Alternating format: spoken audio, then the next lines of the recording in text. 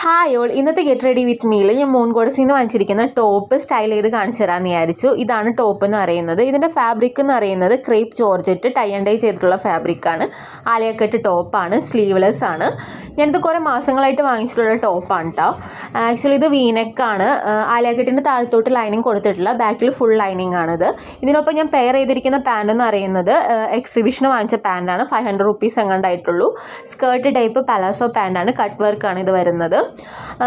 പിന്നെ ഇതിൻ്റെ മൂൺ ഗോഡസിൽ ഞാനൊരു ഹോണസ്റ്റ് റിവ്യൂ എന്ന് പറയുന്നത് വെച്ചിട്ടുണ്ടെങ്കിൽ, നമ്മൾ ഏതൊരു ബ്രാൻഡിൻ്റെയോ ഷോപ്പിൻ്റെയോ ഡ്രസ്സ് വാങ്ങുമ്പോൾ സൈസ് ചാർട്ട് നോക്കിയിട്ട് എന്തായാലും വാങ്ങണം. ഞാനിപ്പോൾ ഇവർ സൈസ് ചാർട്ട് അനുസരിച്ചിട്ട് എനിക്ക് സ്മോൾ സൈസ് ആയിരുന്നു.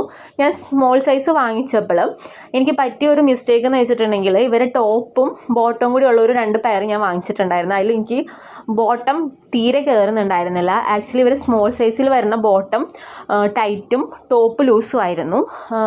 പാൻറ്റ് പെൻസിൽ പാൻറ്റ് ആയതുകൊണ്ട് കാലിൻ്റെ പാദത്തിൻ്റെ അവിടെ നിന്ന് കയറുന്നുണ്ടായിരുന്നില്ല. അങ്ങനെ എനിക്കത് ടോപ്പ് മാത്രമേ ഉപയോഗിക്കാൻ പറ്റിയിരുന്നുള്ളൂ. പിന്നെ ഇവരെ ഫാബ്രിക് എന്ന് പറയുന്നത് കുഴപ്പമില്ല, അത്യാവശ്യം നല്ല ഫാബ്രിക്കാണ്. അങ്ങനെ പെട്ടെന്ന് ചീത്താവുന്ന അങ്ങനെ ഒന്നുമില്ല. സ്റ്റിച്ചിങ് നോർമലി റെഡിമെയ്ഡിൽ വരുന്ന ഒരു സ്റ്റിച്ചിങ് തന്നെ അവർ കീപ്പ് ചെയ്ത് പോകുന്നുണ്ട്. വേറെ ഫിറ്റിങ്ങിൻ്റെ കാര്യത്തിൽ മാത്രമേ കുറച്ച് പ്രശ്നം വരുന്നുള്ളൂ. എനിക്ക് എസ് എന്ന് പറഞ്ഞിട്ട് ടോപ്പ് ലൂസും പാൻറ്റ് ടൈറ്റും ആയിരുന്നു. എനിക്ക് ആ പാൻറ്റ് യൂസ് ചെയ്യാനേ പറ്റിയില്ല. പക്ഷേ ടോപ്പിലെ വർക്കും ബാക്കി കാര്യങ്ങളൊക്കെ വളരെ നല്ലതായിരുന്നു. അപ്പോൾ ഇത് എനിക്ക് വളരെ ഇഷ്ടമാണ് കേട്ടോ. ഞാൻ കുറേ പ്രാവശ്യം ഇട്ടിരുന്നു, എല്ലാവരും ചോദിക്കുകയും ചെയ്തിരുന്നു നല്ല ഭംഗിയുണ്ട് കാണാനായിട്ട്.